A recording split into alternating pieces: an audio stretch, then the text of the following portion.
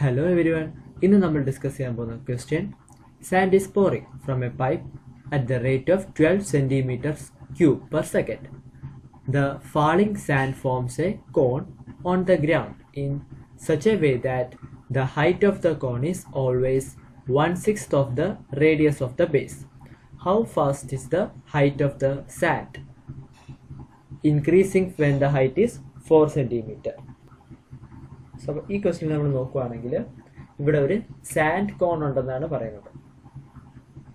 എന്നിട്ട് ആ സാൻഡ് കോണിലോട്ട് ഒരു പൈപ്പിൽ നിന്നും സാൻഡ് 12 സെന്റിമീറ്റർ ക്യൂബ് പെർ സെക്കൻഡിൽ വീഴുന്നു. അങ്ങനെ ഒരു സാൻഡ് കോൺ ഫോം ആവുന്നു ഗ്രൗണ്ടിൽ. ഓക്കെ, അപ്പം നമുക്കിവിടെ കുറച്ച് പാരാമീറ്റേഴ്സ് വേണ്ടി വരും. അപ്പം നമുക്കൊരു കോൺ ആണല്ലോ ഇവിടെ ഫോം ആവുന്നത്. സോ ഈ കോൺ ആയതുകൊണ്ട് തന്നെ നമുക്ക് എന്തെടുക്കാം? നമുക്ക് ഒരു കോണിന് വേണ്ട ചില പാരാമീറ്റേഴ്സ് ആണ്. ഒന്ന്, let R be the radius. ഇവിടെ റേഡിയസ് ആർ ആണെന്ന് എടുക്കാം, ആ ഒരു കോണിൻ്റെ റേഡിയസ്. അതുപോലെ ആ കോണിൻ്റെ ഹൈറ്റ്, അതിനെ എച്ച് എന്ന് വിളിക്കാം, എച്ച് ഹൈറ്റ്. ആൻഡ് ആ കോണിനൊരു വോളിയം കാണുമല്ലോ, അപ്പോൾ ആ വോളിയത്തെ നമുക്ക് വി എന്നും ഡിനോട്ട് ചെയ്യാം. Okay,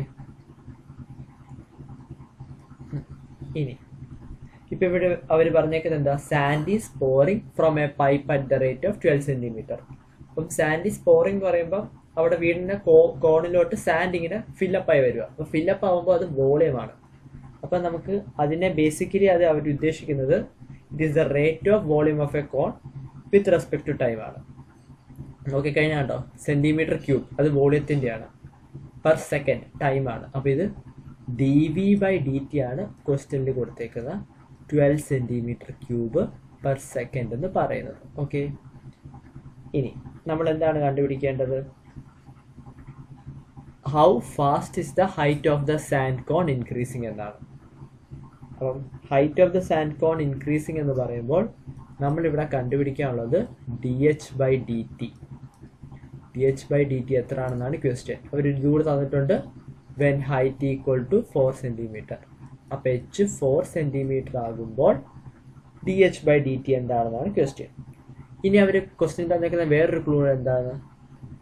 the height of the cone is always 1/6 of the radius of the base.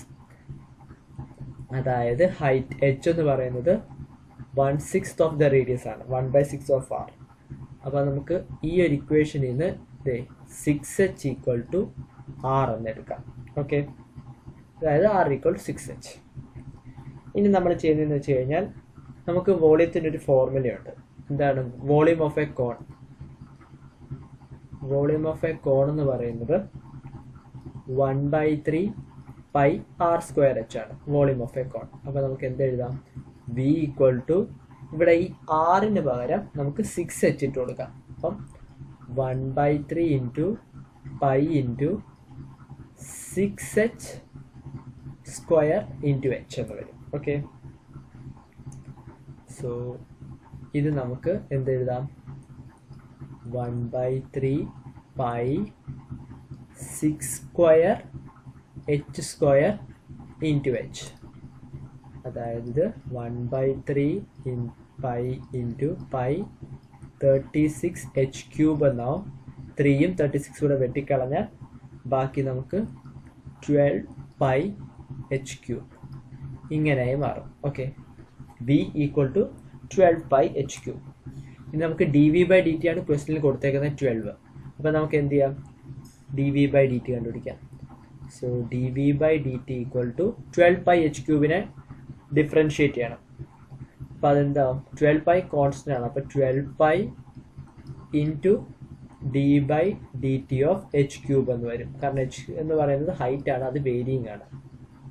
So ഇവിടെ നമുക്ക് എന്ത് ചെയ്യാം? ചെയിൻ റൂൾ അപ്ലൈ ചെയ്യാം. അപ്പോൾ 12 പൈ ഇൻറ്റു എച്ച് ക്യൂബിൻ്റെ derivative 3h square into D H by D T എന്ന് വരും ബൈ ചെയിൻ റൂൾ. ഇനി D H by D T ആണ് നമുക്ക് കണ്ടുപിടിക്കാനുള്ളത് അല്ലേ? ഓക്കെ, അപ്പം നമുക്ക് എന്ത് ചെയ്യാം? ഇവിടെ ഇതിൽ നിന്നും നമുക്ക് D V by D T 12 എന്ന് കൊടുത്തിട്ടുണ്ട്.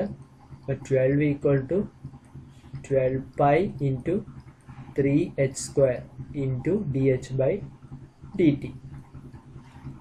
സോ ഈ ഇക്വേഷനിൽ നമുക്ക് എന്ത് എഴുതാം?